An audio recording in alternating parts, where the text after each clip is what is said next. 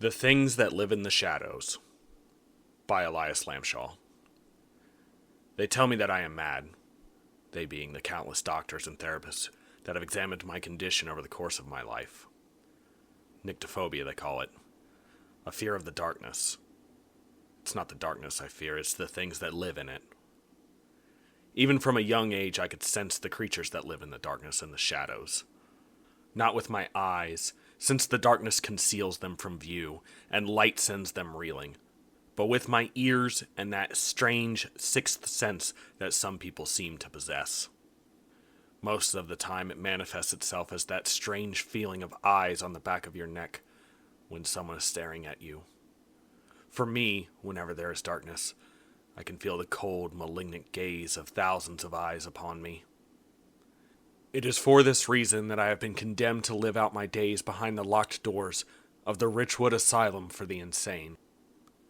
I was condemned at an early age when my parents couldn't deal with my nightly terrors, and it was believed I wouldn't be able to function within normal society. Despite not believing my words about the things that live in the shadows, the doctors and nurses have always been kind enough to indulge me in keeping the lights on. All but one. Dr. James Middleton, an expert in exposure therapy. I knew from the moment I'd met him that he would be my downfall. His ideas and suggestions would allow the things in the shadows to finally feast upon my bones. We'll help you work past this fear of yours, and we'll get you living a normal life outside these walls, he says earnestly. There isn't a single drop of malice in the kindly old man's voice. He truly believes he is going to help me. I protest, of course. You can't turn out the lights. You can't leave me in the darkness. They'll get me and my death will be on your head. He smiles the way a grandpa does when confronted by a scared child. These creatures you believe live in the dark are just representations of your fear of the dark. They aren't real and they can't hurt you. You'll see. 2 orderlies, young men with strong iron grips, lead me to the room where I will die.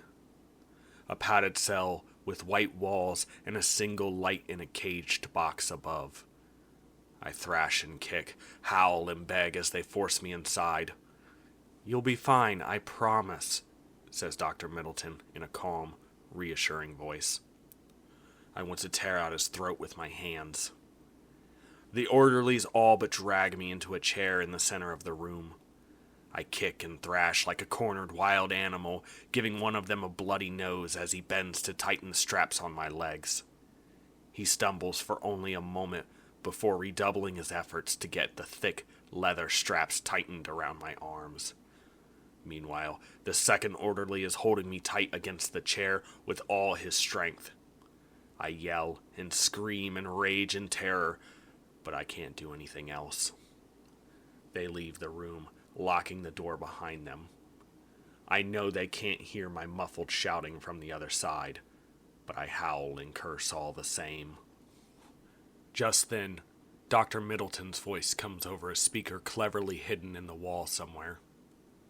Just try to relax. We'll begin with a quick dosage. Murderers! You don't know what you're doing! You'll kill me! All will be okay. You'll see. The lights in the room slowly begin to dim from a brilliant white to a dull yellow. My heart pounds inside my chest, thrashing about like a wild animal. My fingers clench, forming fists and then releasing them. My toes curl, and my mouth feels like it's stuffed with a handful of cotton balls. No! Please! Please! I beg. I can hear the whispering murmur of the things in the shadows. They're hungry. The light fades completely, and I'm plunged into near total darkness. Something cold and alien brushes against my face and hands. I feel the touch of something against the back of my head and hear the excited babble of the things in the shadows whispering near my ear. Turn them on! Turn the lights on, for God's sake! The light in the room begins to brighten once more, dull yellow in its intensity.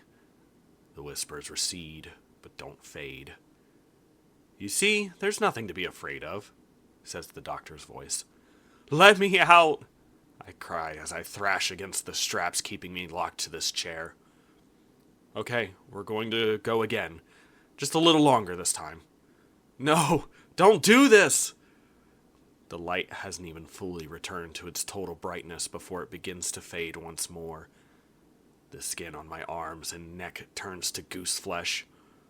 All around me the shadows begin to swirl once more, and those infernal whispers rise in volume around me.